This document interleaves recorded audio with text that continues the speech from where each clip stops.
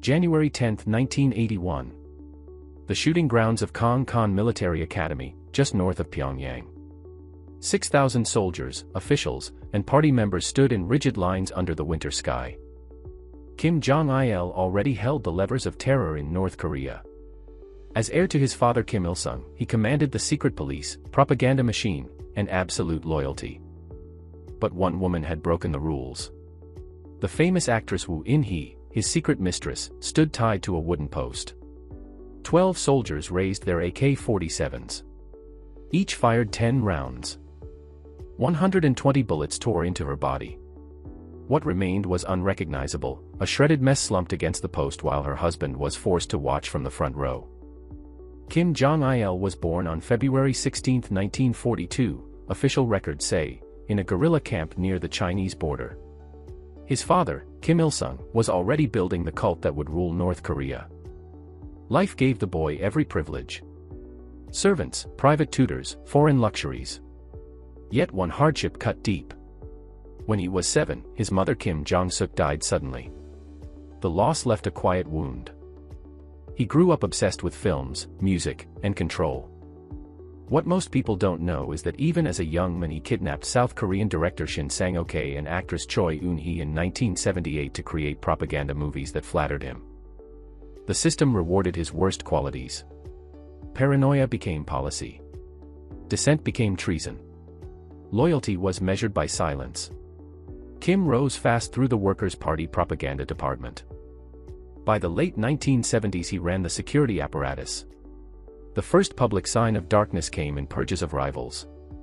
Anyone who knew too much, anyone who talked, paid the price. The machinery of fear was already turning. In October 1980, at the 6th Party Congress, Kim Jong-il was named his father's official successor. Power flowed to him through the organization and guidance department. He controlled who lived and who vanished. Step by step the cruelty became routine. First came the 1970s crackdowns on decadent behavior. Then the 1980s show trials. Public executions grew more frequent. By the early 1990s, as famine gripped the country, the system tightened. Kim declared the arduous march in 1994, the year his father died, and he took full control.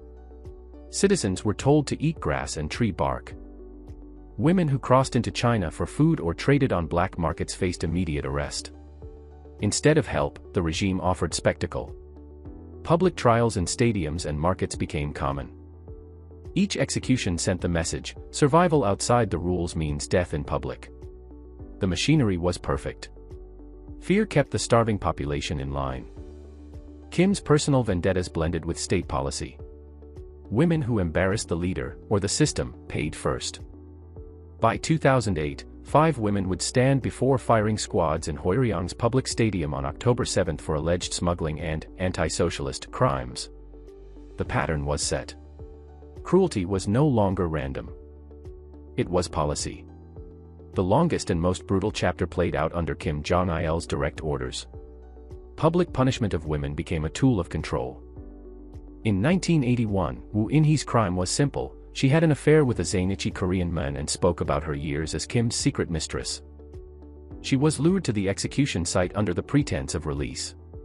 Soldiers tied her wrists and ankles to the post. A public trial read the charges: adultery and betrayal of the dear leader. Then the rifle spoke. Her body jerked violently with every impact. Blood sprayed across the frozen ground.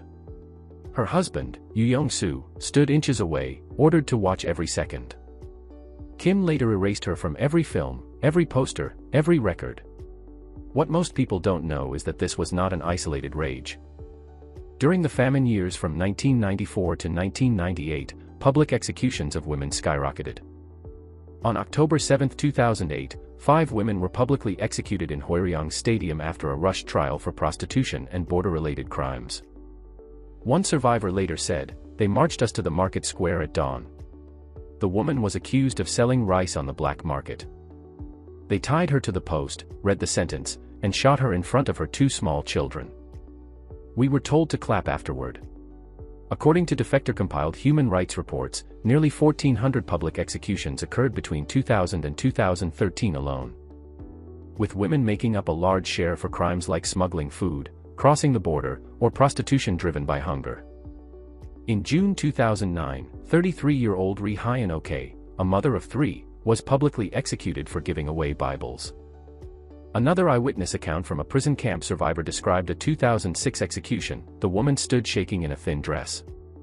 They stuffed a gag in her mouth so she could not scream her innocence. 3 shots to the chest. The crowd was forced to shout approval. But the reality was even darker. Women repatriated from China faced forced abortions or infanticide if pregnant. In some border provinces, executions happened every few weeks. Bodies were left on display for hours as a warning. Kim Jong-il never attended in person, but his orders reached every province. The system turned ordinary survival into capital crime. A second quote from court-style records obtained by defectors read, "Anti-socialist behavior, or spreading decadent culture, justified the shots." Kim's regime used these spectacles to crush any hint of independence among women, who often bore the brunt of survival trading during the famine. The numbers were staggering. By 2008, the seeds of collapse were sprouting. Kim Jong-il suffered a stroke in August. His health crumbled. He could no longer hide the tremors in his left hand or the limp in his walk. Meanwhile, the outside world was catching up. Satellite images showed prison camps expanding. Defector testimonies flooded South Korea and the United Nations. Smuggled USB drives carried proof of the horrors. Kim reacted with fury. He ordered more crackdowns, more executions. But the fear machine was cracking. In 2010, he named his youngest son Kim Jong-un as successor. The old man knew time was short. He spent his final months traveling by armored train, inspecting factories he could barely see. His face grew pale and puffy. His famous black Mao-style suit hung looser on his shrinking frame. The men who once dictated life and death now struggled to speak clearly. The outside pressure and his own failing body made the end feel inevitable. The system he built to punish women in public was still running, but its architect was fading. December 17, 2011. 8:30 in the morning. Kim Jong-il's private armored train sat on the tracks somewhere outside Pyongyang. The temperature outside was bitterly cold, 4 to 7 degrees below average. Inside the luxury carriage, the 70-year-old leader wore his usual gray jumpsuit, the one he favored for field inspections. His face looked exhausted, eyes half closed from years of illness. He had been traveling for a routine guidance tour, pushing himself despite doctors' orders. A massive heart attack struck without warning. Kim slumped forward in his seat. Medical staff rushed in, but it was too late. His body went limp on the train floor, arms at his sides, mouth slightly open. No final words were recorded for the public. Only the official announcement 2 days later claimed he died, from great mental and physical strain, while working for the people. His closest aides stood frozen around the body. The train remained stationary for hours while plans were made. Outside, North Korea prepared the largest mourning spectacle in its history. The men who had ordered women tied to posts and shot in front of thousands now lay motionless in a private carriage, surrounded by the same fear he once wielded. Kim Jong-il's rule ended on that train, but the machinery he built did not. Public punishment of women continued under his son. The question lingers, in a system where even the leader's mistress could be erased with 120 bullets, who was ever truly safe? The women who died in stadiums and markets were not rebels or spies. They were mothers trying to feed children during famine. Their deaths were not accidents of history. They were the point. And somewhere in the records that still remain hidden, their names wait to be spoken again. But the terror did not stop with Kim Jong-il's death. Unknown to most outsiders at the time, the public spectacles he perfected became standard under his son. In the years after 2011, women continued to face firing squads for the same survival crimes, smuggling rice, crossing borders, or owning forbidden media. One pattern repeated: entire neighborhoods were forced to attend. Children as young as 13 stood in crowds and watched. The machinery of control stayed oiled by fear. Defectors later revealed that in some provinces, public executions for anti-socialist acts involving women occurred dozens of times each year. The system Kim Jong-il designed to punish independence among women lived on, stronger in some ways. It showed how one man's paranoia could shape generations of suffering. The bodies changed, but the message stayed the same: step outside the rules, and the post awaits. Today the full scale remains hidden behind sealed borders. How many women died exactly in those stadiums and fields between 1994 and 2011?